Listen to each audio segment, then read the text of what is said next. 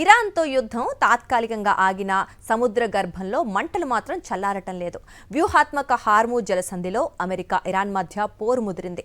Iran నౌకలను రేవులను దిగ్బంధించిన America అది ఎంతకాలమైనా కొనసాగుతుందని తేల్చి చెప్పింది. అటు హెజ్బుల్లా స్థావరాలపై ఇజ్రాయెల్ దాడులతో మధ్యప్రాచ్యంలో మళ్లీ అలజడి మొదలైంది. అసలు అమెరికా వ్యూహమేంటి? ఈ దిగ్బంధం వల్ల ప్రపంచంపై పడనున్న ప్రభావం ఎలా ఉండబోతోంది?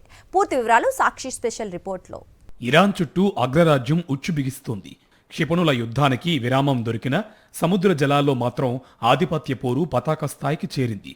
ఇరాన్ ఓడరేవులపై విధించిన దిగ్బంధనాన్ని ఎత్తివేసే వరకు శాంతి చర్చలకు వచ్చేది లేదని ఇరాన్ భీష్మిస్తుంటే మా దగ్గర కావాల్సినంత సమయం ఉంది, దిగ్బంధం ఎంతకాలమైనా కొనసాగుతుంది అంటూ అమెరికా రక్షణ మంత్రి పీట్ హెగ్సేత్ సవాల్ విసిరారు. ప్రపంచ చమురు రవాణాకు అత్యంత కీలకమైన స్ట్రైట్ ఆఫ్ హార్మూజ్ ఇప్పుడు రణరంగాన్ని తలపిస్తోంది. ఇరాన్ ఈ జలాల్లో భారీగా మైన్లను అమర్చడంతో వాణిజ్య నౌకల రాకపోకలు నిలిచిపోయాయి. అటు అమెరికా ఇటు ఇరాన్ ఒకరి నౌకలను ఒకరు స్వాధీనం చేసుకుంటూ కవ్వింపు చర్యలకు దిగుతున్నారు.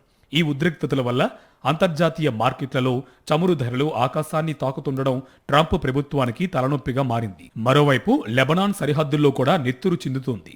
యుద్ధ విరామాన్ని 3 వారాల పాటు పొడిగిస్తున్నట్టు ట్రంప్ ప్రకటించిన మరుసటి రోజే ఇజ్రాయిల్ విమానాలు దక్షిణ లెబనాన్పై బాంబుల వర్షం కురిపించాయి.